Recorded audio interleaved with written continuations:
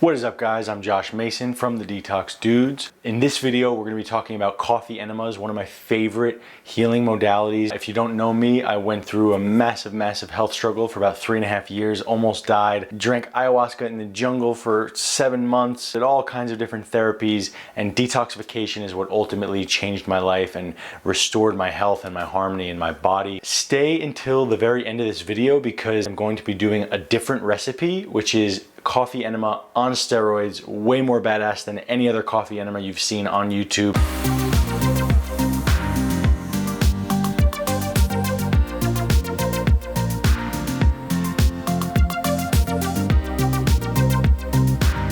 Why do we do coffee enemas? Well, because the same reason we detox in general is because we are dealing with hundreds of thousands of chemicals on this planet, all kinds of different pesticides, insecticides, fertilizers, heavy metals, all kinds of different toxic compounds that we put on our skin. I don't even have the stuff in my house to show you, but in an average house, you'll see all kinds of makeups and moisturizers and toothpastes and shampoos, conditioners, everything with toxic chemicals as the base, okay? Not what nature intended, folks. We're creatures of the earth, of the land, and we're meant to be using herbs and earthly sort of substances, not synthetic man-made substances, on our bodies. So, long story short, we have to detox the body in order to get this vessel in biological harmony and get this vessel working properly so we don't have the depression and the funkiness and the anxiety and all of the low vibrational shit that most people on the planet are dealing with. Another reason we do coffee enemas is to remove the countless amount of parasites that we have in our body. Most people have rope worms, roundworms, tapeworms. I've had hundreds of worms come out, some of them coming out during coffee enemas, especially if you do the ones on steroids that I'll teach you at the end of this video. But you know, I've had tons of worms like that one and that one and that one come out of me. So you want to make sure you do coffee enemas. The benefits of coffee enemas are massive. Okay, we start by boosting peristalsis. Peristalsis is the snake-like action of our intestines, and coffee and the caffeine stimulates it and boosts it. Okay, we have the cleansing of the colon effect. We're just simply putting water up there, which cleans the colon, reducing inflammation, boosting glutathione, boosting the liver and the liver health. We gotta clean our liver, ladies and gentlemen. The liver is the filter of our blood, so we gotta make sure we stay on top of that. Most people have livers that are destroyed from the years of alcohol and prescription drugs and all kinds of other shit. The coffee we're gonna use, I like bulletproof coffee. The different kinds of coffee, over the years I've experimented with tons of different brands, light versus dark, medium, all the different possible variables of coffee. And some websites talk about using light coffee for increased palmitic acid and increased levels of caffeine. The darker the coffee, the longer it's roasted for, so we reduce levels of palmitic acid and of caffeine. Light coffee is very yin and dark coffee is very yang, and as you may know, we are very imbalanced, very overly yin right now. So we want to be having things that are yang, hence the darker coffee. But because of the lower levels of palmitic acid, lower levels of caffeine, I usually just use medium roast to keep it safe, to play in the middle. I like Bulletproof's coffee, medium roast. I buy my own coffee beans and I grind them myself because they go rancid quickly once you grind them, okay? So you wanna buy the beans in whole form. Always use organic coffee, ladies and gentlemen. Coffee and peanuts and chocolate are some foods that are sprayed with more pesticides than anything else. So make sure you use organic coffee. Let's get started on the coffee enema.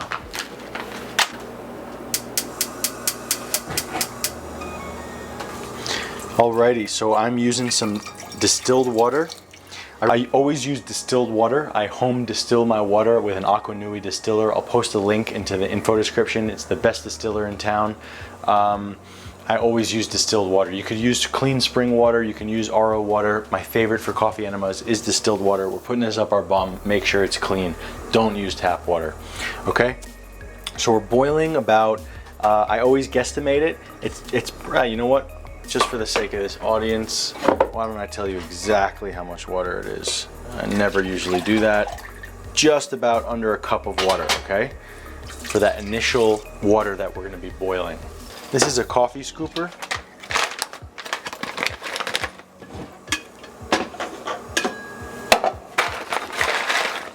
I use 1.5 coffee scoopers, which once grinded will end up being a little over 2 tablespoons of coffee.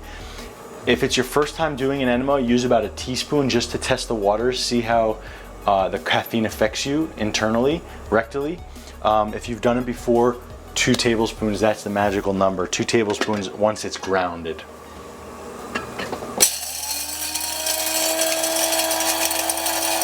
Now, unfortunately, this is a really shitty coffee grinder, so I have to go in there and mix it. This is called the Kitchen Aid coffee grinder. Make sure you don't buy it, and write a negative review on Amazon if you can. Are you getting this? Are you getting it while I'm doing the coffee?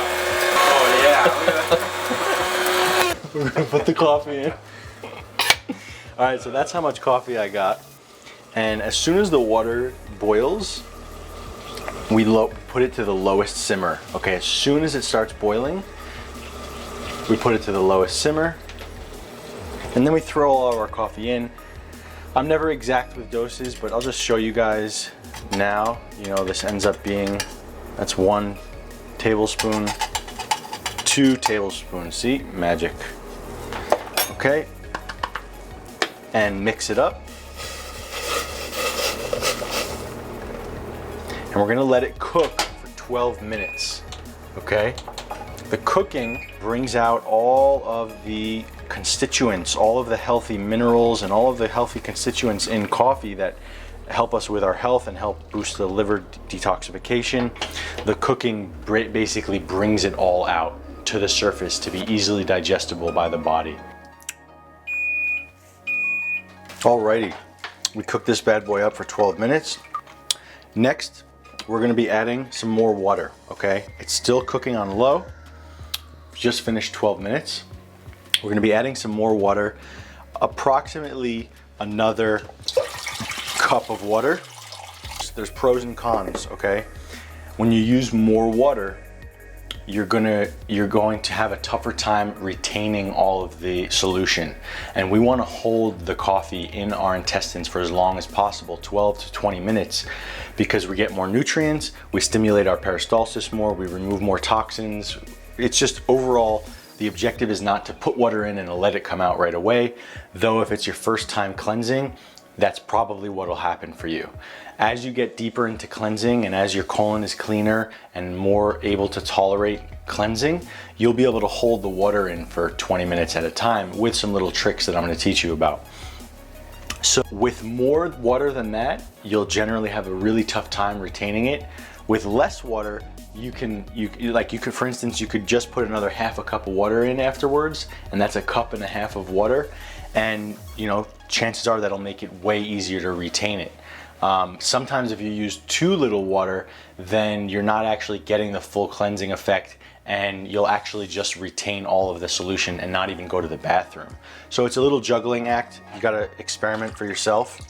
And I usually just keep the solution on for another, it's coffee and water, 30 seconds. So I keep it on for another 30 seconds on the lowest heat, just to get it the perfect temperature for the enema. If you move from the stove to the enema within a few minutes, you're gonna have the perfect temperature for enema coffee. You want it to be warm on your hands, but not burning your hands. Okay, so now this is a little too hot. Just very, very warm on your fingers, but not painful. And that's the temperature you want to put it in your bum.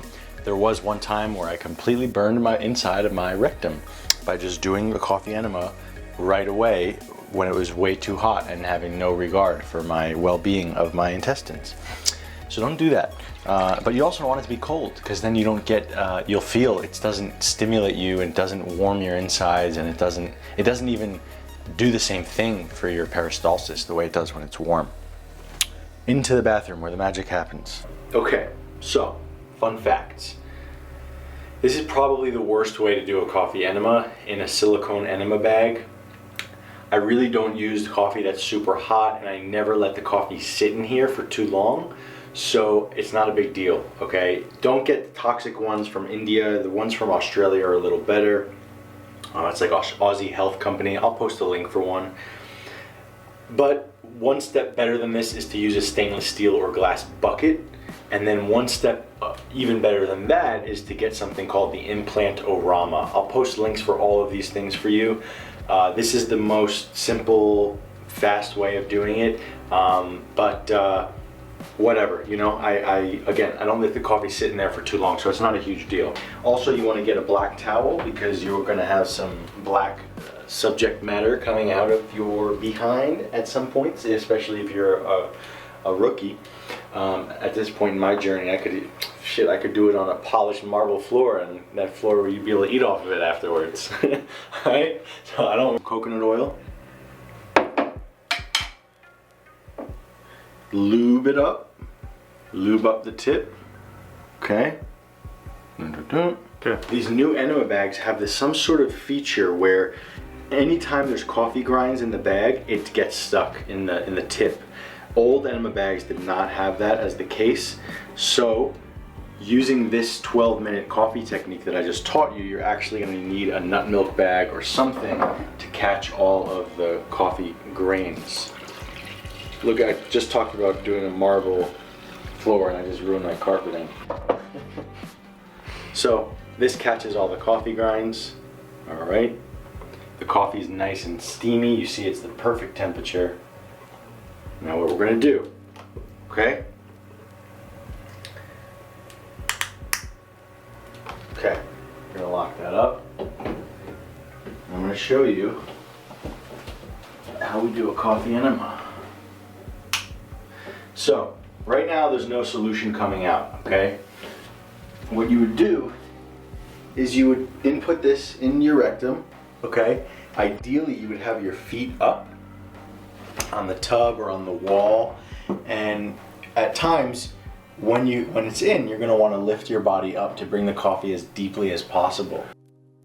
So you may notice I don't have a beard now. That's because this is 2 weeks later. We had an audio problem with this part of the footage, and I was going to wear the same clothes and try and trick you, and then I realized that I don't have a freaking beard anymore. I can't trick you. I got to tell you. So there's also no longer coffee in here because I didn't feel like making more coffee. But the video will continue nonetheless. So when the coffee enema is in the bum, you will potentially be very uncomfortable, especially if you release the tube as quickly as open in full. The water and coffee is going to start rushing in, and it's going to be warm, and it's going to be very uncomfortable if it's your first time doing this. Try and let the water come out slower by having one notch closed, or you can squeeze the tube with your finger to reduce the amount of gravity, the amount of water that's coming out. And you don't want it to come out so quickly to the point where you have to go to the bathroom immediately and you can't hold it anymore. So I'm going to teach you a little trick which you won't find anywhere on YouTube. A very, very crucial, powerful trick. When the tube is in, you want to keep this open and all the water's inside of you, the coffee's inside of you. Keep this open and keep the tube inside of you. This will allow gas pockets to release out of the enema and to the top of the bag. You'll see little bubbles come through the tube and out the top of the bag, and this allows you to hold the enema for as long as you need to, anywhere between 12 and 20 minutes. If you don't do that, any gas that you have is going to be overwhelming because it has nowhere to go, and you'll have to leave the enema early. Leaving the enema early is a waste of time, a waste of money. We don't get to boost our glutathione unless we hold the enema for at least 12 minutes, okay? So, another thing that you can do to help yourself deal with the pressure of the coffee, obviously the amount of water that you use alters how easy and hard it is to hold. Another thing you can do is turn to the left, breathe, stick your head straight, and breathe deeply, and then turn to the right, and you can keep alternating between those sides if it gets very, very intense. Okay, so you want to hold for 12 to 20 minutes. As I said, 20 minutes is kind of the max, and you can release after that point in time. And when you finish the enema, you would obviously cinch this up and You would come on the toilet and you would relieve yourself of your duties, literally, and flush the toilet, and yeah, you just finished your first coffee enema. If by chance you do your coffee enema and you don't have any urge to go to the bathroom after 20 minutes, you can try using more water next time. You also may be dehydrated. If you chug 14 ounces of water before your coffee enema and 14 ounces of water right after your coffee enema, you'll actually have a much better bowel movement.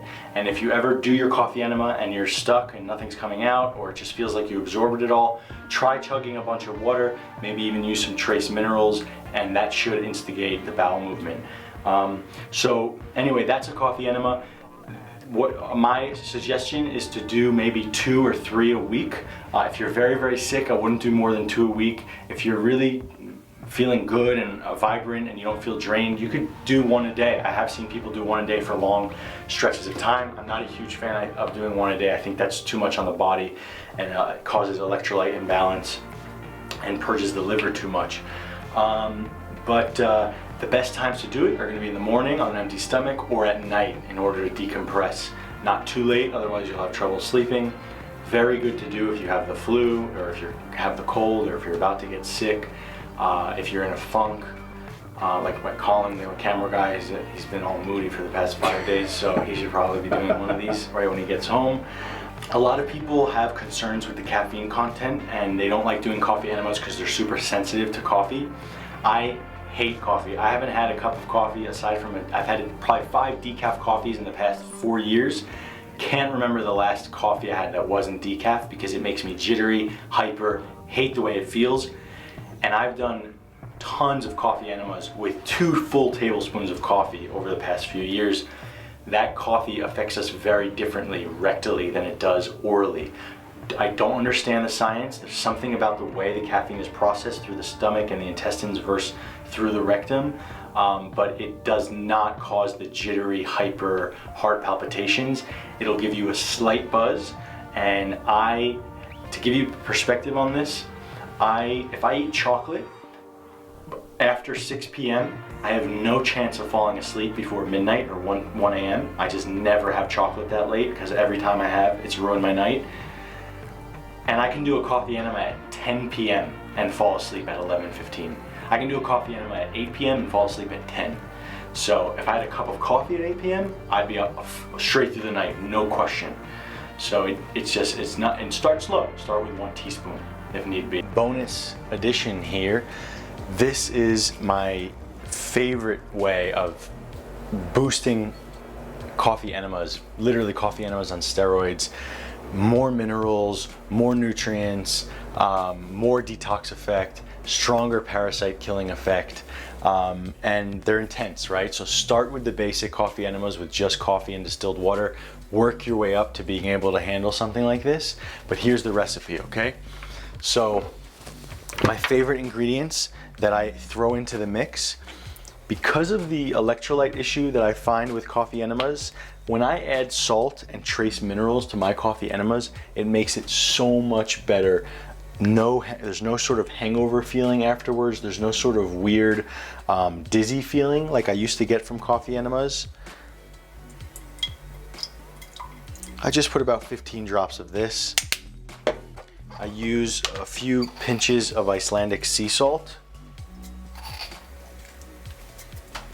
You can use pink Himalayan salt as well.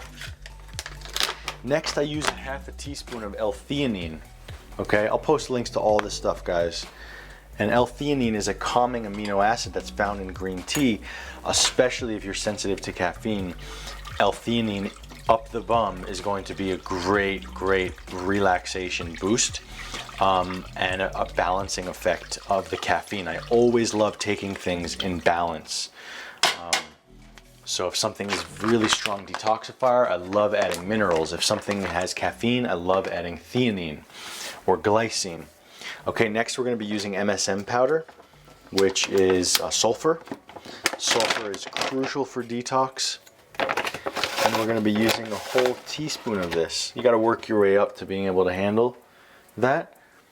But sulfur boosts detox, boosts glutathione, and Also cleans out the digestive tract very well and helps the body remove heavy metals.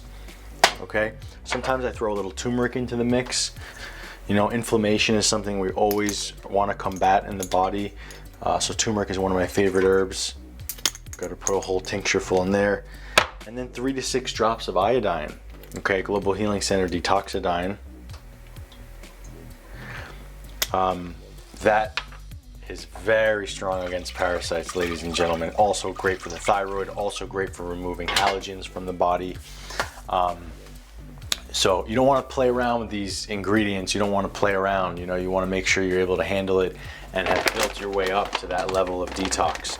But that type of coffee enema, you'll see way more parasites, you'll get way more of a detox effect and way more productive. It's the same amount of solution, the same amount of time. Takes an extra 30 seconds to make. Enema takes the same amount of time, but you know, I love being efficient with my time. So anyway, alrighty guys, hope you enjoyed the video. Let me know what you thought about the coffee enema on steroids. Let me know how it felt for you, if you saw any parasites come out. And yeah, give me a like, give me a comment. Let me know what you think about this video, the way the video was done, and the information, and again, how this enema felt for you. Subscribe if you want to see about 2 to 3 videos per week that I make on cutting edge detox information. I'm always diving deep into detox, learning the most new cutting edge technology and supplements and herbs. So yeah, subscribe. See you on the other side. Peace.